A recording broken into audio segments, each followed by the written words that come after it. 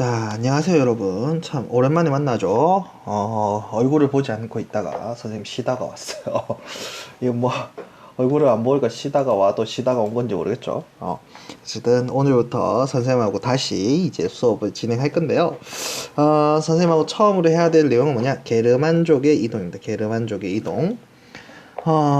이번에 3월 모평이 나왔죠. 3월 모평이 나왔어요. 굉장히 쉽게 나왔죠. 쉽게 나왔고 어렵게 나오진 않았는데 어쨌든 게르만족의 이동부터 우리가 이제 무슨 시대라고 하냐, 중세라고 합니다. 중세. 지금 전체적으로 지금 여러분 쌤하고 뭐 하고 있죠? 서양사 하고 있죠. 서양사는 우리에게 어떤 의미가 있을까요? 우리한테 어떤 의미가 있을까요? 서양사는 우리가 왜 배워야 될까요? 서양사는 우리의 지금 현재의 어떤 제도, 행정, 산업 등 어떤 눈에 보이는 물질 또는 제법 이런 것들과 관련되어 있는 것들이 서양사가 많아요. 그러니까 우리의 정신적인 부분, 우리의 생각, 뭐 예절 이런 거하고 관련되는 게 동양사가 많다면, 서양사는 현재 우리가 국가를 이루고 있는 시스템, 그 다음에 우리 안에 들어와 있는 많은 법들, 이런 것들이 서양사와 연관이 많아요. 근데 그것들이 대부분 서양의 근대랑 연관이 된다는 거죠. 근데 이 근대를 이해하기 위해서는 뭘 알아야 된다? 중세를 알아야 된다는 거예요. 근데 이 중세를 이해하기가 이게 만만치가 않아요, 사실은.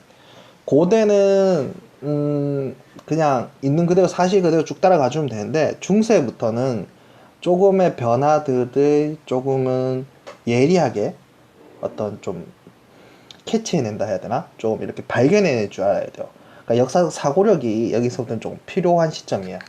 그래서 그런 부분들을 좀 보면서 중세 시대의 어떠한 것들을 이해를 잘 해야 이후에 이제 근대가 잘 이해가 되는구나.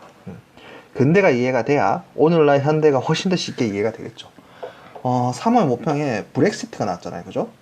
3월 모평에 브렉시트가 나왔는데, 그러니까 굉장히 최근세까지 나오고 있다라는 거, 요번 3월 모평을 통해서 우리가 알 수 있어요. 영국의 브렉시트, 그러니까 영국이 EU를 탈퇴하겠다 하는 내용의 문제가 20번에 나왔어요.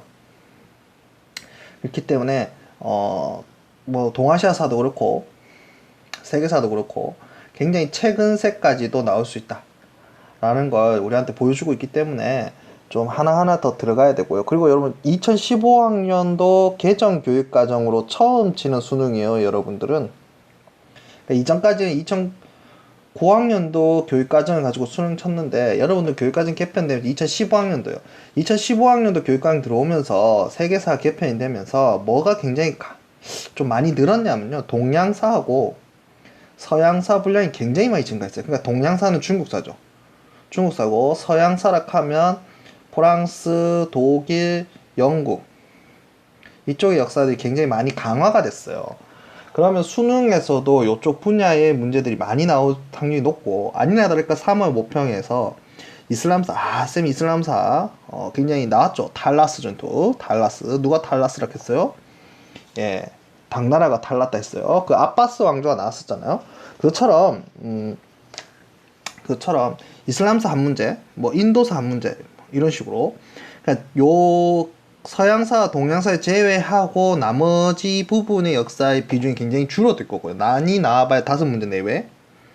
나머지가 서양사, 동양사 위주로 문제가 나올 거기 때문에, 우리가 특히 서양사를 배울 때는 옛날에 09년도 교육과정보다는 조금 더 깊이 있게 우리가 좀 할 필요가 있다 라는 걸 조금 염두에 두고요, 쌤하고 같이 좀 따라갔으면 좋겠어요. 자, 게르만족의 이동인데, 이 게르만이라는 뜻은 쉽게 가면 오랑캐라는 뜻이에요. 오랑캐. 왜 중국이 자기중심적인 생각을 가지면서 뭐 북쪽으로는 북적, 동쪽으로는 동이, 뭐 이런 식의 남만, 서융 이런 식의 개념을 갖고 있었잖아요. 자기를 제외하고 나머지는 다 오랑캐라는 식의 개념. 그것처럼 이 로마도 로마 자신들의 북쪽에 있는 오랑캐들을 다 뭉뚱그려서 게르만족이라고 불렀어요. 그러니까 게르만족이라는 게 어떤 민족적 특징이 있긴 있지만, 그것보다는 지역적인 의미가 더 강하다는 거죠. 그러니까 즉 로마의 북쪽에 사는 사람들, 요쪽 지역에 사는 사람들이 게르만족이다라는 거죠. 이들이 인구가 증가하기 시작해요. 그 재밌는 건 이 5세기, 6세기, 그러니까 4, 5세기 이 게르만족이 이동할 때쯤에 지구 인구가 조금씩 지구의 온도가 조금씩 높아지기 시작했다 그래요. 그래서 북쪽에서 사는 그 삶의 질이 점점 나아지면서 인구도 증가하게 되고요. 그 다음에 이쪽 지역의 농경지가 굉장히 이제 인구가 증가하니까 당연히 농경지가 부족하죠. 그래서 내려오기 시작해요. 이 당시에 철기가 많이 보급이 안 돼 있기 때문에 여러분 이쪽 지역을 우리가 이제 지중해성 기후를 하잖아요. 지중해성 기후는 사실은 농사 짓기는 좋지 않아요. 근데 지중해성 기후에서 그 땅은 굉장히 건조하기 때문에 얇게만 파도 그러니까 농사를 지었을 때 생산량은 높지 않지만 얇게만 파도 농사를 지을 수 있어요. 그러니까 철기 기술이 많이 발달이 안 해도 이쪽 지역은 충분히 농사를 지을 수 있는 거죠. 물론 생산량은 떨어지지만. 근데 거기에 비해서 이쪽은 이제 우리가 서양 해안성 기후를 하잖아요. 이 서양 해안성 기후인 이 서유럽하고 북유럽 지역은 굉장히 숲이 울창하고 굉장히 비옥해요. 근데 문제는 이 땅을 깊게 갈아줘야 되는 거야. 땅을 깊게 갈아주려고 하면 뭐가 필요하겠어요, 당연히? 철기가 필요하겠죠. 그러니까 철기 기술이 부족했던 게르만 민족들은 여기를 아직 개척하지 못하고 어디로 내려오게 되냐면 로마로 많이 내려오게 돼요. 여기 보면 게르만족의 이동 통로가 보이죠. 이 전부 다 게르만족입니다. 이 게르만족들이 이렇게 이동하게 돼요. 자, 요 원인 플러스 훈족이 이동해 옵니다. 이 훈족이 흉노의 일파가 아니겠는가 라고 생각하고 있어요. 흉노는 여러분 당연히 중국이 준 이름이에요. 흉측하다는 뜻이잖아요. 당연히 중국이 지어준 이름이고 그들이 스스로를 흉노라고 불렀을 리가 없죠. 우리는 흉측한 민족이다 이렇게 말하지 않았을까요? 그러니까 그들은 스스로를 훈족이라 하지 않았을까. 그리고 흉노족의 일파가 이제 유럽으로 들어오면서 게르만족이 이들에 의해서 또 밀려나는 결과가 있고요. 그리고 이제 로마가 이제 공화정 시기가 있고 제정 시기가 있죠. 요번에 이제 그러니까 3월 모평에도 옥타비아누스가 나왔는데 요 넘어가는 시절에 이제 시저하고 옥타비아누스가 중요하잖아요. 이 공화정하고 제정으로 넘어가는 시기에 공화정 시기 때는 군대를 시민을 사용했어요. 시민. 근데 제정으로 넘어가면 모병제로 바뀌어요. 그러니까 여러분 진병제하고 모병제의 특징 알죠? 그러니까 진병제는 시민이라면 누구나 군대를 가야 했던 거고 모병제는 나라에서 돈을 모아서 이제 군인들을 모집하는 거잖아요. 그러면서 로마 안에서 용병에 대한 수요가 늘어난 거예요. 그러면서 게르만족들을 이제 용병으로 쓰기 시작한 거죠. 그러면서 게르만족을 통해서 훈족을 막아내는 그런 식의 형태가 됩니다. 자, 그리고 게르만족의 대표적인 이제 민족들을 보면 고트족은 이제 서고트, 동고트 해갖고 서쪽 고트족은 이제 이쪽 동로마 지역 쪽으로 가고요. 동고트 지역은 이쪽으로 들어오게 되죠.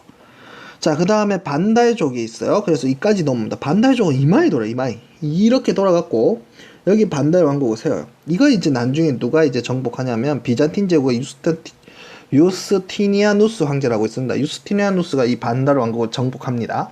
나중에 이제 비잔틴 제국에 대해서 할 거예요. 그 다음에 이제 프랑크족이 프랑크 왕국을 세우게 되는 거죠. 그 다음에 이제 요 지역에 롬바르드 왕국이 있어요. 좀 이따 이제 프랑크 왕국에 대해서 배울 때 이 롬바르족이 굉장히 중요한데 이 롬바르족도 있고요. 여러분 요 북쪽에 보면 우리가 흔히 말하는 바이킹족, 로르만족도 있습니다. 로르만.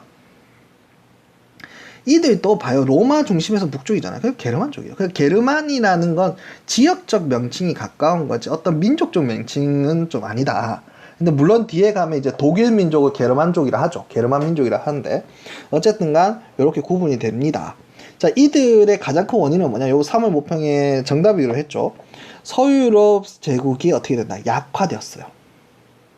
그리고 게르만족 출신의 용병대였던 오도 아케르에 의해서 476년에 멸망하게 됩니다. 자, 그러면 로마가 서유럽이 멸망했잖아요. 게르만족 이동에 의해서. 그럼 서유럽 국가, 특히 과거 로마 지역들, 동서 합쳐서요. 이 지역들이 크게 세 개로 나누어지게 되는 거예요. 첫 번째는 이제 서유럽 지역이 되죠. 이 서유럽 지역이 프랑크 왕국이에요.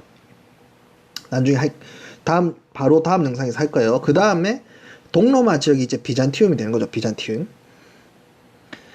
비잔틴이 되는 거고, 그 다음에 그 비잔틴보다 서쪽으로 더 가면 뭐가 있어? 동쪽으로 더 가면 뭐가 있어? 이슬람이 있는 거죠, 이슬람. 나중에 우리가 이미 배웠지만 그 우마이야 왕조 때 이슬람이 이까지 오잖아요. 기억나죠? 우마이야 왕조 때 이슬람이 여기까지 오죠, 여기까지. 이거 다 먹잖아요, 이슬람이. 그죠?